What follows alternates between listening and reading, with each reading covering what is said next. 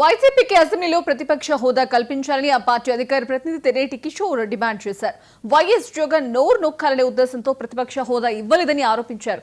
PPP పేరిట medical కాలేజీలను private వ్యక్తులకు దారదత్తం చేయాలని చెప్పేసి కూటమి ప్రభుత్వం చూస్తోందని మండిపడ్డారు. స్పీకర్ ఏకపక్ష నిర్ణయాల వల్ల ప్రజల పక్షాన మాట్లాడే హక్కు కోల్పోతున్నామని కిషోర్ అన్నారు.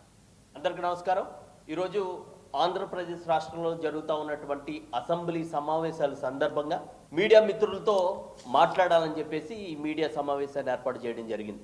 మిత్రులారా, ఆంధ్రప్రదేశ్ రాష్ట్రంలో అత్యధిక ఓటు శాతం కలిగినటువంటి వైఎస్ఆర్ కాంగ్రెస్ పార్టీకి ఆంధ్రప్రదేశ్ రాష్ట్రంలో ఉన్నటువంటి అసెంబ్లీలో అన్యాయం జరుగుతుందనే విషయాన్ని మనం చేస్తూ ఉన్నాం. అసెంబ్లీ రూల్స్ ప్రకారం కానీ, అసెంబ్లీ ప్రొసీడర్స్ ప్రకారంగా కానీ ఆ రాష్ట్రంలో ఉన్నటువంటి రాజకీయ పార్టీకి, అత్యధిక ఓటు శాతం ఉన్నటువంటి రాజకీయ పార్టీకి ఖచ్చితంగా అసెంబ్లీలో సమయాన్ని, ప్రతిపక్ష హోదాని కల్పించవలసినటువంటి బాధ్యత ఆ ప్రభుత్వానికి ఉంటుంది. ఈరోజు ఆంధ్రప్రదేశ్ రాష్ట్రంలో ఉన్నటువంటి కూటమి ప్రభుత్వం ప్రజా సమస్యలపైన అసెంబ్లీలో అలగ్నంగా మాట్లాడే జగన్మోహన్ రెడ్డి గారి యొక్క నోరుని నొక్కాలనే ఉద్దేశంతోనే ఈ యొక్క కూటమి ప్రభుత్వం ప్రతిపక్ష హోదా వైఎస్ఆర్ కాంగ్రెస్ పార్టీకి ఇవ్వట్లేదు.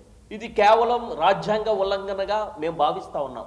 అసెంబ్లీ రూల్స్ కానీ, ప్రొసీడర్స్ కానీ ఏ విధంగా ఉన్నాయో స్పీకర్గా ఉన్నటువంటి అయ్యన్న పాత్రుడి గారికి తెలియట్లేదనే విషయాన్ని మనం చేస్తూ ఉన్నాం.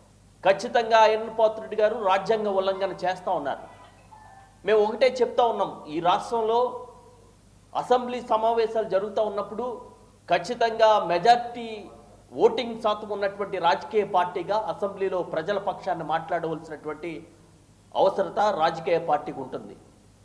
ఈ రాష్ట్రంలో అత్యధిక ఓటింగ్ శాతం ఉన్నటువంటి వైఎస్ఆర్ కాంగ్రెస్ పార్టీకి ప్రతిపక్ష హోదా కానీ, అదేవిధంగా ఒక మంచి సమయాన్ని కేటాయించే పరిస్థితులు కానీ ఆంధ్రప్రదేశ్ రాష్ట్రంలో ఉన్నటువంటి అసెంబ్లీ వ్యవహారాలకు కానీ, అసెంబ్లీ బిజినెస్ కమిటీకి కానీ, రూల్స్ కమిటీకి కానీ ఎక్కడా కూడా లేవు.